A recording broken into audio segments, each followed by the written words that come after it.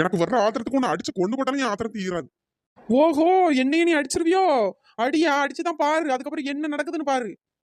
ஏ சின்ன பொண்ணு, நான் அடிச்சுன்னு வச்சுக்கேன், அவ்வளவுதான் பத்துக்கு எங்க போய் பறந்துட்டு எனக்கே தெரியாது. ஒண்ணு ஷோ நெட்ட என்னையும் அடிச்சிட்டல.